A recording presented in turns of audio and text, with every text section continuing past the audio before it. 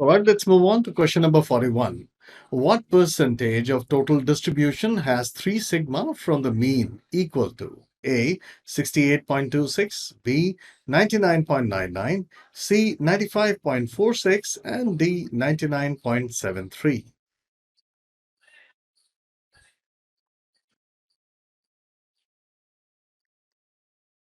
And the correct answer is 99.73. Had it been 6 sigma, it would have been 99.99. So you need to remember the 6 sigma benchmarks. All right, let's move on to question number 42. In the project, the sponsor has provided a budget of 20 million. This is an example of an A constraint, B assumption, C kill point, and D risk.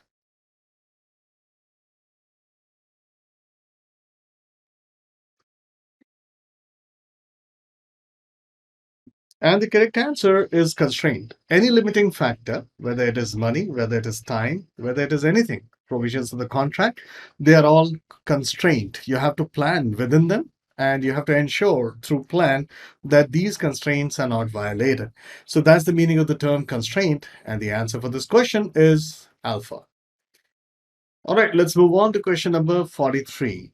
As a project manager, you have identified the stakeholders of your project. What should you do next? A. Update project charter. B. Create project management plan. C. Create communications management plan. And D. Create stakeholder register.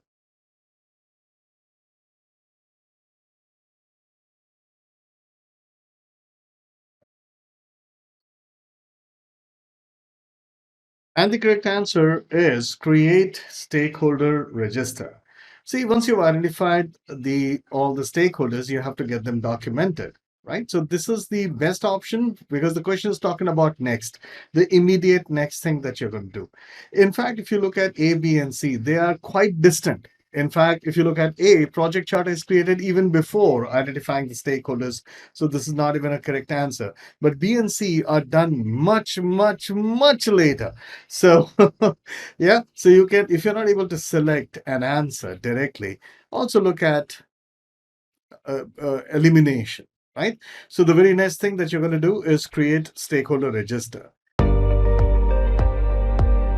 By the way, did you know that there is a book which is completely colored and it's only about the notes for PMP exams? All the notes, tips and tricks that would probably need for acing PMP exam. And that's available in a book called Ninja Notes. Have a look. It's all colored from inside.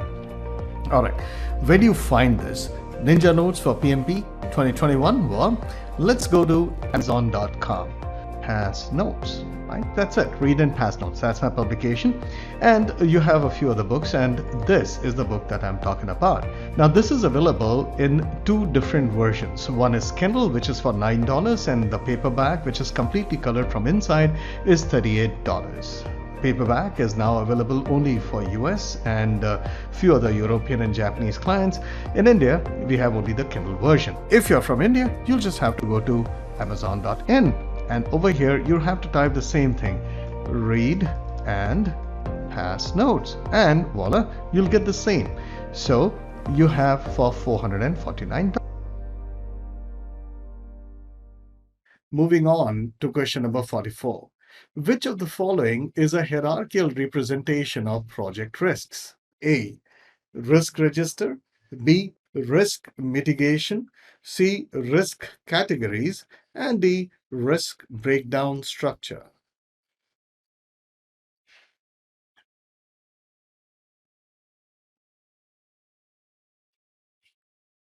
And the correct answer is risk breakdown structure because risk breakdown structure is a collection of, or basically a hierarchical representation of all the major categories of risk which are applicable to this particular project. It is an output of a process called plan risk management. In fact, it is part of the plan, a subsidiary plan called risk management plan, right? And whatever that is written here, best what I call it's actually the definition of exactly what this is, risk breakdown structure.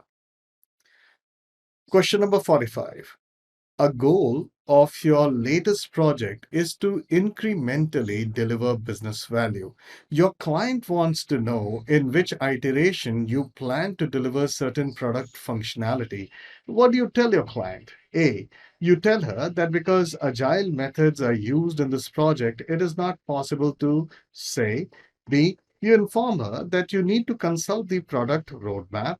C, you tell her that you can deliver this functionality during the next iteration, and D, you tell her that you need to check the project management plan.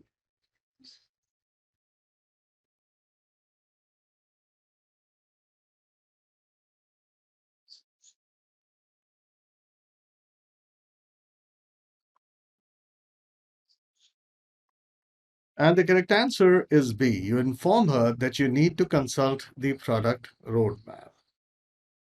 See, for example, it says a goal of your latest project is to incrementally deliver business value.